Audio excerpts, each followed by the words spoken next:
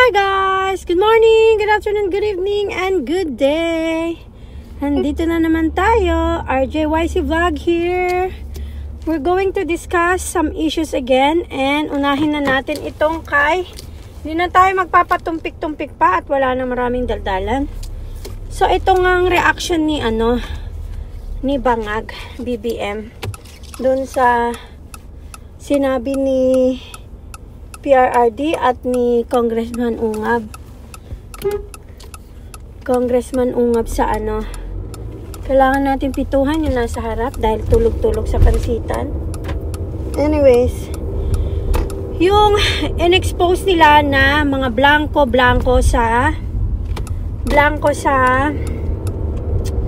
budget ng national budget ng Pilipinas ng 2025. Tapos sumagot itong si Bangag BBM kahapon. Tapos sabi niya,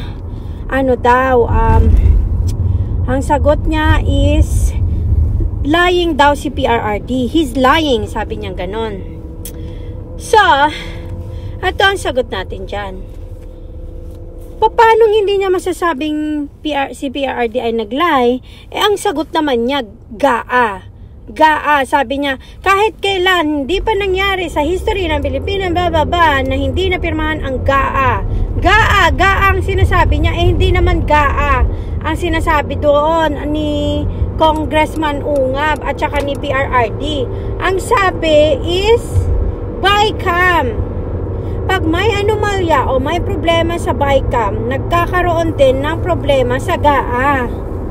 So, of course, pagdating sa GAA, na doktor na yon.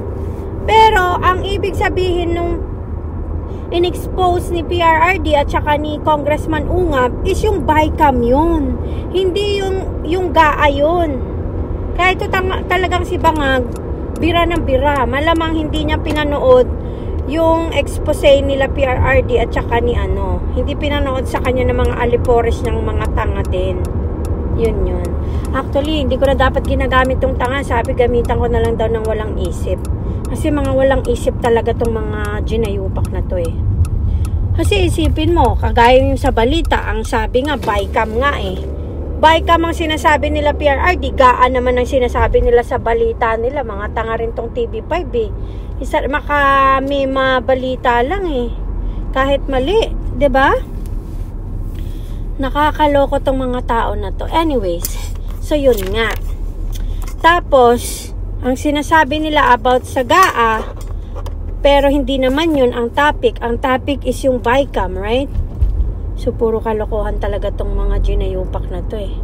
Anyways, itong presidente ng Pilipinas, bira ng bira, tinawag pang sinungaling si PRRD. Hindi naman nagsisinungaling si PRRD. At saka ewan ko bakit ganun yung reaction niya. Dapat nga ang sagot niya doon, oo nga, hindi ko alam yan ha. Kailangan maimbestigahan yan. Kasi yung GAA na pinirmahan ko, wala namang blanco. Ganun dapat, di ba? Pero ang bira niya kagad, sinungaling daw si PRRD. Tanga. Napakatanga. Napakabobo. Walang isip. Walang isip talaga tong si Bangag BBM. Ang in-explain niya doon sa sinabi niyang lying daw si PRRD is GAA naman. Hindi naman GAA yung sinabi ni PRRD. Ang sinabi nga sa BICAM. BICAM pa lang may mga blanco doon sa sa budget ng Pilipinas. Pagka may blanco sa BICAM pa lang, magkakaproblema yan pagdating sa GAA. Kaso ang nangyari nga sa BICAM pa nga lang, walang may mga blanco tapos sa pirmahan. How can you sign a document na yung iba blanco? Parang tanga naman to mga to eh. Actually hindi parang mga ulubong talaga eh. Mga walang isip, 'di ba? Tapos ito namang si Bangag. Bira naman ng bira. Imbis sasabihin niya, oo nga, narinig ko yan, o nabasa ko, o napakinggan ko, o napanood ko. Kasi hindi naman niya talaga pinanood yan, kaya bira siya ng bira, di ba?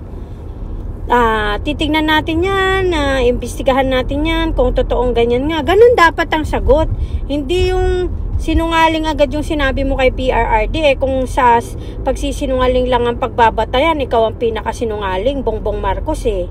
Ikaw ang pinaka number 1 na sinungaling, sa totoo lang. Ayun na nga lang sa bigas, nagsinungaling ka. Sabi mo 20 per kilo pag ikay nanalo. Tapos yung ginawa nyong kalokohan sa KOJC, sabi mo walang baril. Pero ang dami nilang may hawak na baril.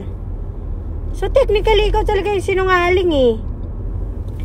Ang dami mo nang ginawang kasinungalingan sa taong bayan. Yung 550 flood control mo. Oh, asaan? Wala naman, di ba? Ay, nako. Bongbong Marcos. 550 billion pesos of flood control. Nasaan? Diyan pala lang nagsisinungaling ka ni. Ang daming namatay dahil dyan sa kapabayan mong hinayupa kayo eh. Dahil sa kakanakaw nyo dyan sa pera ng taong bayan, hindi nyo na ibibigay yung tamang serbisyo. Naglagay-lagay kayo ng project na flood control. Eh bakit may namatay pa rin? Bakit ang dami pa rin nasiraan ng ng mga ari-arian, mga bahay? Ano ka dyan, no? 3 taong ka na. Dyan sa posisyon mo, wala ka pa ding nagagawang matino. Wala ka pang naitutulong sa taong bayan na matino. Oh. Tapos ganyan? Ay nako, bangag. Mayos ka. Sa lahat, kung pagbabatayan sa inyong dalawa ni PRRD, ikaw ang numero 1. Ikaw ang king ng kasinungalingan. Kaya tumigil ka dyan ha. Imbis na mag-ano ka dyan, pakita mo sa taong bayan na susolusyonan mo yung problema. Hindi yung ganyan. Hindi yung ganyan na aanuhin mo. Magsasabi ka na kasinungalingan na he's lying. Utot mo. At saka hindi naman ikaw yung tinitira ni PRRD doon ha. Tinatanong yung mga nasa kongreso, di ba? Kung sinong gumawa ng budget.